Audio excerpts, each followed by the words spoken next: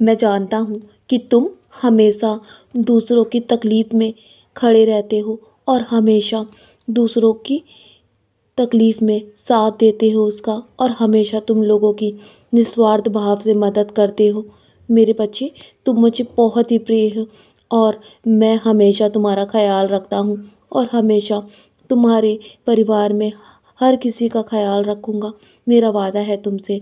कोई तुम्हारे बारे में बेवजह बुरा कहे ना, तो तुम अपने आप को इतना परेशान मत करना, क्योंकि मैं भी वो सब कुछ सुन रहा हूँ जो लोग तुम्हें कह रहे हैं और तुम्हारे बारे में जो गलतफहमियाँ लोगों में फैला रहे हैं ना, मैं सब सुन रहा हूँ मेरे बच्चे। तुम निश्चिंत होकर अपने कर्म करते रहो, और यदि तुम्हारा कोई अपमान करता है ना, तो सहन तुम अवश्य ही कर रहे हो। मैं जानता हूँ तुमने बहुत धैर्य रखा हुआ है, पर तुम्हें पलटकर जवाब देने की कभी भी आवश्यकता नहीं है, क्योंकि मैं समय आने पर उन्हें जवाब देने अवश्य आऊँगा, किसी भी रूप में। तो मेरे बच्चे, तुम चिंता मत करो। ईमानदारी से तुम सिर्फ अपने कर्म करो। तुम अपने विकास पर ध्यान केंद्रित करो और निस्वार्थ भाव से परोपकार की भावना को मन में बनाए रखो। मैं हमेशा तुम्हारे जीवन में तुम्हारा भला करने आता रहूँगा। यदि तुम किसी को भी प्रगति की ओर ले जाना चाहते हो ना, तो तुम मेरे दिखाए मार्ग को हमेशा उसे दिखा सकते हो मेरे बच्चे। तुम भी उसे मेरी दी हुई शिक्षा अपने अनुसार उसे दे सकते हो, क्योंकि तुम मेरे बहुत ही प्रिय भक्त हो और मैं जानता हूँ तुम जीवन में जो कुछ भी करोगे ना, अच्छा ही करोगे और अच्छे कर्म करोगे। इसीलिए हमेशा ऐसे लोगों की सहायता करो जो अपना मार्ग भटक चुके हैं, क्योंकि उन्हें तुम्हारे जैसे लोगों की बहुत आवश्यकता है। दूसरों के बारे में कभी भी बुरा अपने मन में मत लेकर आना। यदि तुम्हारे मन में किसी के लिए बुरा आए भी ना, तो हमेशा पहले मेरी ओर देखना और मेरा साईं साईं का नाम जाप अवश्य करना। तुम्हारे मन से वो भाव मैं मिटा दूंगा मेरे बच्चे।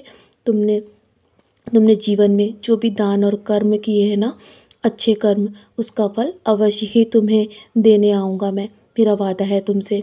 और ऐसे कैसे हो सकता है कि मैं तुम्हारे पास ना आऊँ तुम्हें दर्शन देने, और मैं तुम्हें स्वप्न में भी दर्शन अवश्य दूंगा। मैं जानता हूँ तुम्हारी यही इच्छा है, और तुम्हारी इच्छा शिरडी आने की भी है ना मेरे बच्चे। तो जल्द ही मैं तुम्हें शिरडी भी बुलाऊंगा। आने वाले समय में तुम शिरडी मुझसे मिलने अवश्य आओगे। सारी व्यवस्था मैं स्वयं करूँगा मेरे बच्चे। तुम बस अपने कर्मों पर ध्यान दो, और तुम्हारा अच्छा वक्त अब शुरू हो चुका है ना, तो तुम्हें अब अपने मन से सारे नकारात्मक भाव को दूर करना है। अपने आप को हर नकारात्मकता से दूर रखना है। तुम्हें सिर्फ अच्छे कर्मों के बारे में सोचना है और हमेशा अपनी वाणी को मधुर बनाए रखना है। हाँ, कभी कभी तुम्हारे मन में जो नकारात्मक विचार आ जाते हैं ना, तो मेरे बच्चे, तुम बस मेरे साय सच्चरित का पारायण किया करो।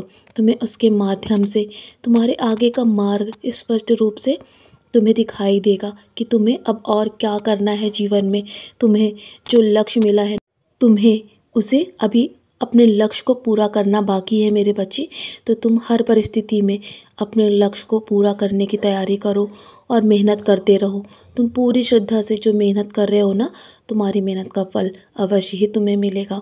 तो चलो, अब बहुत रात हो गई है ना, सोने की तैयारी करो। सोने से पहले मेरी उदी का सेवन अवश्य करना मेरे बच्चे। तुम्हारे मन को बहुत शांति मिलेगी, और सब कुछ मेरे चरणों पर छोड़कर चैन से सो जाओ। सब मैं संभाल रहा हूँ। मेरा आशीर्वाद हमेशा तुम्हारे साथ है। सदा खुश रहो मेरे प्यारे बच्चे, यूं ही मुस्कुराते रहो।